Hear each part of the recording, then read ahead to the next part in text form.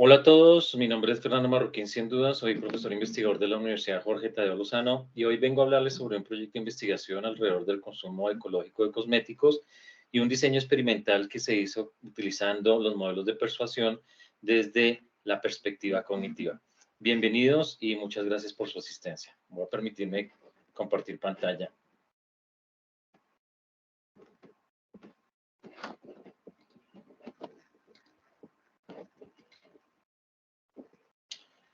Bueno, el título de este proyecto es Metodología para el análisis de mensajes en campañas de productos de cosméticos ecológicos desde el modelo de probabilidad de elaboración.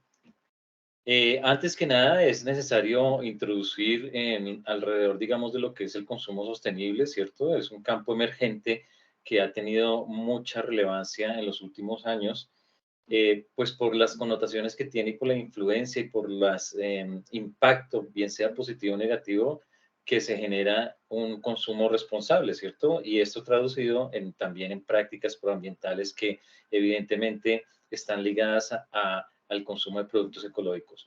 ¿Por qué este estudio gira en torno a los cosméticos? Pues porque como se tiene en cuenta que una de las herramientas que tenemos para cambiar actitudes y comportamientos alrededor de la temática medioambiental es la comunicación.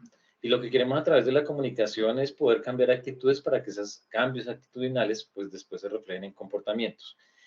Algo que nos preguntamos nosotros al iniciar este proyecto fue, bueno, si podemos cambiar las actitudes y por ende el comportamiento de las mujeres alrededor de los productos ecológicos cosméticos, ¿cierto? Dadas las implicaciones que tienen para la salud y para piel, pues muy seguramente también podríamos cambiar actitudes y comportamientos alrededor del consumo de otros productos que no implican un riesgo para la salud, ¿sí? En este orden de ideas, pues se ha evidenciado que últimamente los esfuerzos, ¿sí?, para mitigar los daños ecológicos y el impacto negativo, pues se ha incrementado, ¿sí?, alrededor de diversas actividades humanas. Una de esas es el consumo, otra cosa es el incremento, digamos, de las energías limpias, otra la transición, digamos, a otras formas de utilizar las materias primas, todo lo que tiene que ver con la economía circular, ¿cierto? Y evidentemente en esta misma línea, pues lo que gira en torno al cuidado personal, a los cosméticos, ¿cierto? En donde constantemente se están evidenciando innovaciones, materias primas, materias más sostenibles, con unos procesos de producción mucho más ecológicos, ¿cierto? Amigables con el medio ambiente. Eh, y esto ligado, digamos, a todo lo referente a las actividades y a las acciones que se hacen desde el marketing verde, por ejemplo, y dentro de este, pues a la comunicación verde también. En este orden de ideas y como hablábamos anteriormente, pues la persuasión, ¿cierto? Ligada a todo el proceso de comunicativo, ¿no?, a las prácticas proambientales, ¿cierto? Y en ese orden de ideas, pues tenemos que una de las acciones o de los objetivos principales de la persuasión ligado al cambio actitudinal en torno a lo proambiental es precisamente cambiar las acciones, influir en las acciones de la persona a favor del medio ambiente, ¿cierto? Mirar qué tan efectivas son las estrategias comunicativas, estrategias publicitarias, pues para cambiar actitudes y que estas actitudes se reflejen finalmente en un comportamiento, ¿sí? Una de las herramientas que tenemos son las campañas publicitarias, ¿cierto? Y aquí viene el concepto de persuasión, ¿cierto? Trabajada de diferentes modelos, los modelos cognitivos, están los modelos sociales, ¿cierto? Están los modelos que combinan tanto lo cognitivo como lo social, ¿cierto? Y este proyecto pues se enfoca en esa combinación, ¿cierto? Desde las teorías sociales dice que, por ejemplo, el comportamiento normativo puede ayudar o puede servirnos pues para generar cambios actitudinales, ¿cierto? Pero también los modelos cognitivos, es decir, cómo procesamos el mensaje y damos respuesta a esto a través de unos cambios actitudinales, pueden también incidir. Entonces, lo que quisimos en este proyecto fue combinar, por una parte, cómo se procesa el mensaje y, por otra parte, utilizar llamamientos normativos que podrían influir positivamente en los cambios actitudinales.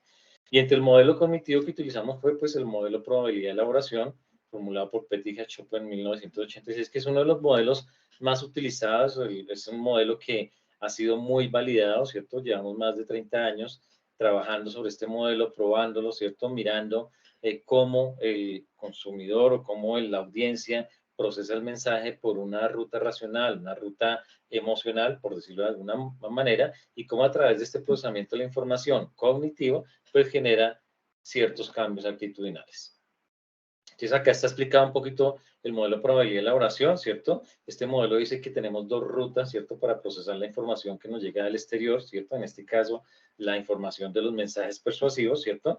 Y una de estas es la ruta central, ¿cierto? Que en donde las actitudes pueden cambiar como resultado de una elaboración más detallada, más elaborada, ¿cierto? Es un proceso mucho más racional, ¿cierto? Donde utilizamos alta cantidad de procesamiento, de pensamiento. ¿Sí? Una cosa es procesar la información numérica, por ejemplo, o la información que tiene muchos datos relevantes, ¿cierto? Y otra cosa es procesar el mensaje a través de la ruta periférica, que es otra de las rutas de las que habla este modelo de probabilidad de elaboración. Entonces, a través de la ruta periférica, esta información se procesa con poca cantidad de pensamiento, baja elaboración, ¿cierto? Es diferente procesar la información que nos lleva al ver, digamos, una fuente atractiva, ¿cierto? Una modelo bonita, por decirlo de algún modo, que hace parte, digamos, de los cánones de belleza que nosotros tenemos. Y otra cosa es procesar la información, vuelvo, insisto, numérica, racional, ¿cierto? Donde nos arrojan datos relevantes, datos estadísticos, etcétera, etcétera. Entonces, la persuasión se da en la medida en que nosotros podamos procesar, bien sea por la ruta central o la ruta periférica, ¿cierto? Y se da como consecuencia al cambio, ¿cierto? De actitud a través o dando respuesta a través de la elaboración de estos mensajes. La pregunta que nos hicimos es, ¿será que sirve? ¿Será que genera mayor potencialidad persuasiva un mensaje si se llega a combinar, bien sea por una ruta, sí, elaborada a través de la ruta central o la ruta periférica, combinado con llamamientos normativos, ¿cierto? Que están sustentados desde las teorías, por ejemplo, de Cialdini, ¿cierto? Esos principios de persuasión o los principios de Axel y Fischer que habla mucho sobre la norma subjetiva, ¿no? Aquella norma que nos dice que nosotros procesamos no, cambiamos nuestro comportamiento de acuerdo a esa valoración que tengamos positiva de nuestro comportamiento, ¿cierto? De nuestros grupos de pares, es decir, qué tan valorado es por mi grupo de pares mi comportamiento, y ahí puede haber un cambio actitudinal. Entonces, lo que quisimos en este modelo, ¿cierto? Metodológico, ¿cierto? Fue probar esos mensajes, esas combinaciones de llamamientos persuasivos que tenían precisamente la combinación de mensajes, unos racionales, emocionales, combinados con diferentes o tres diferentes llamamientos normativos. Entonces acá está lo que les estaba diciendo, la norma descriptiva, ¿cierto? Que habla de, que nosotros hacemos lo que hacen los demás, ¿cierto? Ese comportamiento es validado, ¿cierto? Y es valorado positivamente y genera una acción frente a ese comportamiento, pues porque los demás los están haciendo. Entonces, cuando nosotros vemos mensajes de estos que llaman el bestseller, el más vendido, ya todos los deshicieron, todo el mundo ya compró este producto, todo el mundo ya tomó la decisión, pues eso tiene que ver con la norma descriptiva. La norma subjetiva hace referencia a los grupos de referencia, ¿cierto? ¿Qué tan valorado es mi comportamiento? Pues por mi familia, ¿cierto? En la medida que yo haga un comportamiento y eso sea validado, ¿cierto? Por esos grupos cercanos, pues va a hacer que yo repita ese comportamiento, ¿cierto?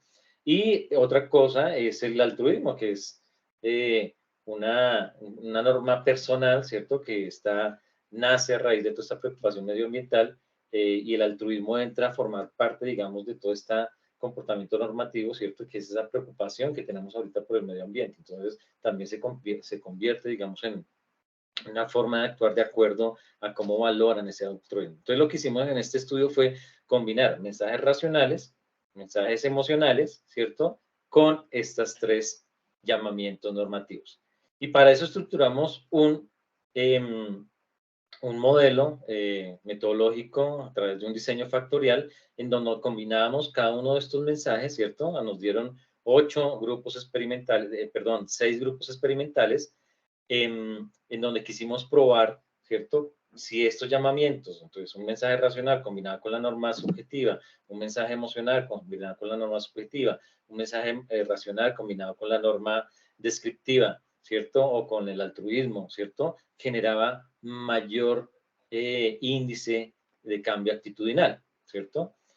Y también mirar la potencialidad que tenía el medio gráfico, ¿cierto? O el medio audiovisual para incrementar la capacidad persuasiva. Entonces, ese fue un diseño factorial, 2 por 2 por 3, ¿cierto? Eso nos dio 2 por 2, 4, por 3, 12 grupos experimentales en donde probábamos el mensaje persuasivo con las diferentes combinaciones normativas, ¿cierto? A través de la ruta central, ruta periférica, y con los dos medios que tuvimos para probar, medio gráfico y medio audiovisual.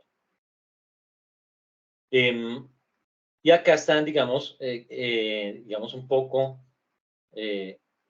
cómo estructuramos el mensaje, cómo hicimos las piezas. Entonces, fíjense que acá tenemos la norma descriptiva, ruta central, ruta periférica. Y estos dos caminos se hicieron para el medio audiovisual y el medio gráfico.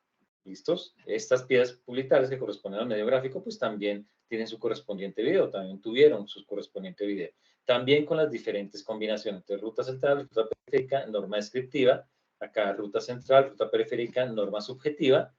Y acá, ruta central, ruta periférica, norma personal. Fíjense que los anuncios de la ruta periférica, pues tienen que ver con una modelo, ¿cierto? Donde es una modelo atractiva, ¿cierto? Dentro de unos cánones de belleza, ¿cierto? Donde se hablaban de los llamamientos en estas piezas publicitarias eran emocionales, versus los anuncios construidos a través de la norma, a través de la ruta central, en donde se mostraban solamente los productos y las características técnicas de esos productos, y los copies también giraban a todo ese mensaje racional, ¿no? Y la norma personal, acá la norma descriptiva, pues hablaba de que todo el mundo ya consumió los productos, ¿cierto? De que tomáramos la decisión, pues porque ya todo el mundo los habría consumido. La norma subjetiva hablaba, o los mensajes hablaban de que si tu familia lo hace, ¿cierto? O las acciones que tú hagas, o si tú compras estos productos ecológicos, estos cosméticos, pues vas a ayudar a tu familia, o ese comportamiento va a ser